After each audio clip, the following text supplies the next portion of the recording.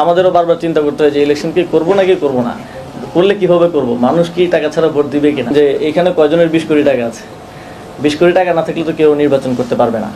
নির্বাচনী আসন সমঝোতা নিয়ে আলোচনার মধ্যে ঢাকা 10 সংসদীয় আসনের ভোটার হলেন স্থানীয় সরকার, পল্লী উন্নয়ন ও সমবায় মন্ত্রণালয়ের উপদেষ্টা আসিফ মাহমুদ সজীব ভুঁইয়া। শুধু ভোটারই নয়, তিনি এই আসন থেকে নির্বাচনও করবেন, তাও আবার ধানের শীষ প্রতীকে। একটি সূত্র এমনটি নিশ্চিত করেছে। তবে ঢাকা 10 আসনের অনেক বিএনপি সমর্থকরাই আসিফকে প্রার্থী হিসেবে মানতে পারছেন না। কেউ কেউ তো হুমকি দিয়ে বলছেনও, আসিফ ভোট চাইতে এলেই ঝাঁটা পেটা করা হবে। কিন্তু কেন আসিফের ধানের শীষ পাওয়াটা মেনে নিতে পারছে না স্থানীয়রা?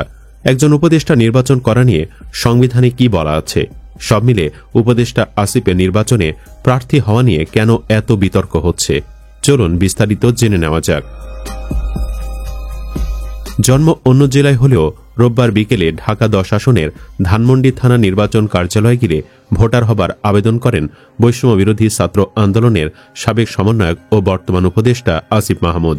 সকালে স্থানীয় সরকার মন্ত্রণালয়ের জনসংযোগ কর্মকর্তার পাঠানো এক বার্তায় বলা হয়, উপদেষ্টা আসিফ মাহমুদ বেলা 3টায় ধানমন্ডি থানা নির্বাচন কার্যালয়ে উপস্থিত থাকবেন।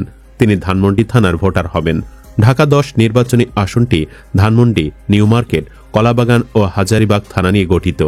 বিএনপি এই আসনে এখনও প্রার্থী ঘোষণা করেনি, তবে জামায়াত ইসলামী এই আসনে প্রার্থী ঘোষণা করেছে। জামায়াতের প্রার্থী সুপ্রিম কোর্টের আইনজীবী জসিমউদ্দিন সরকার।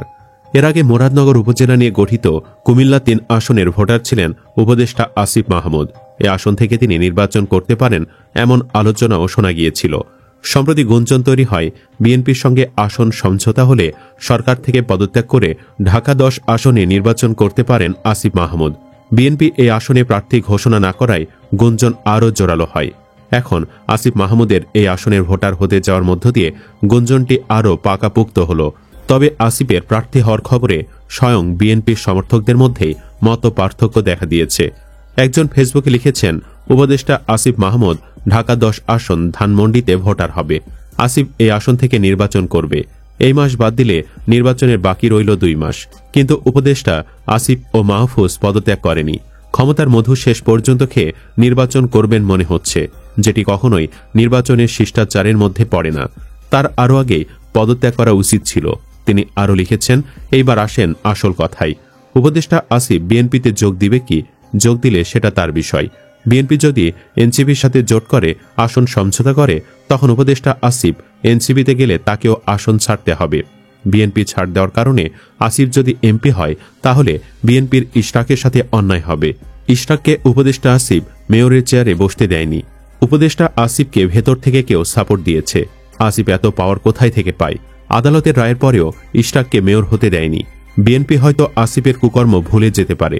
আমরা তৃণমূলের কর্মীরা কখনো ভুলব না। উপদেষ্টা হয়ে আসিফ ক্ষমতার বলে কি করেছে আমাদের সব মনে আছে। এলাকায় এলে তার জন্য ঝাঁটা রেডি আছে। এদিকে আসিফের বিএনপি প্রার্থী হবার সম্ভাবনা দেখা দেওয়ার পরপরই তার দেওয়া সাম্প্রতিক একটি বক্তব্য আলোচনায় এসেছে। আসিফ সেখানে দাবি করেছিলেন, মানুষ কি টাকা ছাড়া ভোট দিবে? 10-20 কোটি টাকা ছাড়া ভোট করা যায় না, তাই চিন্তা করতে হচ্ছে নির্বাচন করব কিনা। আসিফের এই বক্তব্যের রেশ ধরে অনেকে বলছেন, জাতির কাছে প্রশ্ন, আসিফ মাহমুদ কি আলাদিনের চেরাগ পেয়েছেন যে তিনি এত দ্রুত 10-20 কোটি টাকা ম্যানেজ করে ফেললেন? নিশ্চয়ই তিনি রাষ্ট্রের অর্থ চুরি করেছেন। বিষয়টি খতিয়ে দেখারও আবেদন করেছেন অনেকে। উল্লেখ্য, আগামী নির্বাচনেও কালো টাকা দৌরাত্ম্য থাকবে বলে আশঙ্কা প্রকাশ করেন উপদেষ্টা আসিফ মাহমুদ সজীব ভুঁইয়া। তিনি বলেছেন, তাই নির্বাচনে নামার আগে তার মতো অন্যদেরও ভাবতে হচ্ছে। বাংলাদেশের বর্তমান বাস্তবতায় 10 থেকে 20 কোটি টাকা না থাকলে সংসদ নির্বাচন করা সম্ভব নয় মন্তব্য করে আসিফ মাহমুদ বলেন, এই বাস্তবতায় আসলে যাদের কালো টাকা আছে তাদেরই সুযোগ আছে আর কি নির্বাচনে অংশগ্রহণ করার। সেজন্য আমাদেরও বারবার চিন্তা করতে হয়, ইলেকশন কি করব না করব না, করলে কিভাবে করব, মানুষ টাকা ছাড়া ভোট দেবে কিনা। উপদেষ্টা পরিষদে আসিফের সাবেক সহকর্মী আরেকজন সমন্বয়ক নাহিদ ইসলাম নতুন দলের নেতৃত্ব নিয়ে রাজনীতিতে নামলেও আসিফ মাহমুদ এখনও স্পষ্ট কোনো সিদ্ধান্ত জানাননি। তিনি শুধু বলেছেন, তিনি কোনো দলের হয়ে নির্বাচন করলে উপদেষ্টা পরিষদ থেকে পদত্যাগ করবেন। এদিকে কেউ কেউ আসিফকে 1 নম্বর টাউট বলেও কটাক্ষ করেছেন। সুমন নামে একজন লিখেছেন, বাংলাদেশের মানুষের জন্য তিনি 15 মাসে এমন কি করেছেন? নির্বাচিত হলেও আসিফ কিছুই করতে পারবে না, শুধু আবার ব্যাংক ব্যালেন্স বাড়াবেন। ওই ব্যক্তি আরও লিখেন, কেউ আমাকে পছন্দ করুক বা না করুক, কিন্তু ইনি তরুণ উপদেষ্টা নামে কলঙ্ক। অনেক স্বপ্ন ছিল দেশটা বদলাবে, সে পরিবর্তন আনবে, কিন্তু সে ব্যর্থ হয়েছে। উল্লেখ্য, উপদেষ্টা হবার পর থেকেই একের পর এক বিতর্কিত হয়েছেন আসিফ মাহমুদ। বিশেষ করে তার বাবা আসিফের ক্ষমতা ব্যবহার করে হয়ে পড়েন বেপরোয়া। তার বাবা বেপরোয়া বিল্লাল হোসেন নিয়ে ক্রাইম অ্যান্ড করাপশন নামে 30 মিনিট 42 সেকেন্ডের একটি ভিডিও প্রতিবেদন প্রকাশ করে বাংলা ভিশন।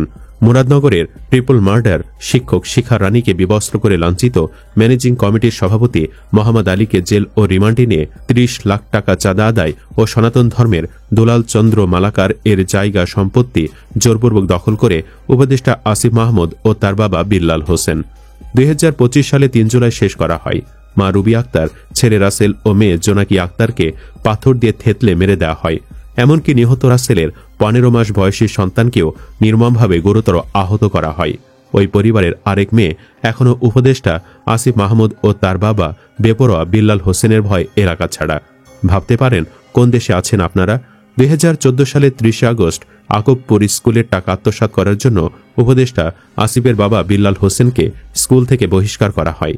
এরপর ক্ষমা চেয়ে আসিফের বাবা আবার স্কুলে ফিরে এলেও 2016 থেকে 2018 সাল পর্যন্ত স্কুলের আয় ও ব্যয়ের হিসাব দিতে বলা হলে তা আর দিতে পারেনি। সেখানেও সহকারী শিক্ষকদের সই জাল করে 5,25,000 টাকা আত্মসাৎ করেন আসিফের বাবা বিল্লাল হোসেন। এ বিষয়ে প্রশ্ন করলে আকবপুর স্কুলের সাবেক সভাপতি মোহাম্মদ আলীকে জেল ও রিমান্ডে নিয়ে নির্যাতন চালায় উপদেষ্টা আসিফ মাহমুদ ও তার পরিবার। এলাকা ছাড়া করার পাশাপাশি মোহাম্মদ আলী থেকে 30 লাখ টাকার চাঁদাবাজি করে উপদেষ্টা আসিফ ও তার বাবা বিল্লাল হোসেন। এই অন্যায় ও অবিচারের জবাব কে দিবে? কেউ কেউ বলছেন, দেশের সুশীল সমাজ আসিফ মাহমুদ সজীব ভুইয়ার মবের ভয়ে মুখ খুলছেন না। ক্রাইম অ্যান্ড করাপশনের উপস্থাপক সাজ্জাদ হোসেন আসিফ মাহমুদ সজীব ভুইয়ার কুকর্মের ইতিহাস নিজের জীবনের ঝুঁকি নিয়ে জাতির সামনে উপস্থাপন করলেও এই ক্ষমতাধর মাফিয়া আসিফ যেন রাষ্ট্রের সকল বিচারের ঊর্ধ্বে। আসিফ মাহমুদ সজীব ভুইয়ার নিজ জন্মস্থান মুরাদনগরে আসিফ ও তার বাপের বিরুদ্ধে এলাকাবাসীর মিছিলের স্লোগান ছিল, বাপে পুতে মিল্লা, মুরাদনগর খাইলো গিল্লা। এত কিছুর পরও বিএনপি কিভাবে তাকে গ্রহণ করে? উল্লেখ্য, জুলাই গণ অভ্যুত্থানে নেতৃত্ব দেওয়া প্ল্যাটফর্ম বৈষম্য বিরোধী ছাত্র আন্দোলনের সম্মুখ সারির অন্যতম সমন্বয়ক ছিলেন আসিফ মাহমুদ সজীব ভুইয়া। আন্দোলনের সময় কমপ্লিট শাটডাউন কর্মসূচি ঘোষণা করেছিলেন। অভ্যুত্থানের সর্বশেষ কর্মসূচি 6 আগস্টের পরিবর্তে 5 আগস্টে আনার বিষয়টি তিনি ফেসবুকে পোস্ট করেছিলেন। সব মিলে জুলাই অভ্যুত্থানের অন্যতম নেতা হিসেবে ব্যাপক আলোচিত হন আসিফ মাহমুদ।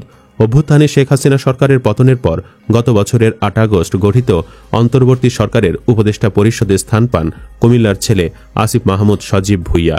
আসিফ মাহমুদ 2017-18 শিক্ষাবর্ষে ঢাকা বিশ্ববিদ্যালয়ের ভাষা বিজ্ঞান বিভাগে ভর্তি হয়েছিলেন। সেখান থেকে তিনি স্নাতক শেষ করেছিলেন। ছাত্র জীবনের শুরু থেকেই ছাত্র অধিকার পরিষদের রাজনীতিতে যুক্ত হন আসিফ মাহমুদ। সুপ্রিয় দর্শক, আসিফের মতো বিতর্কিত একজনকে ধানের শীষের পক্ষে ভোট করতে দেওয়াটা কি ঠিক হয়েছে? কমেন্ট বক্সে জানিয়ে দিন আপনার মতামত। ভিডিও ভালো লাগলে লাইক দিন এবং শেয়ার করুন, আর অবশ্যই চ্যানেলটি সাবস্ক্রাইব করুন। ধন্যবাদ।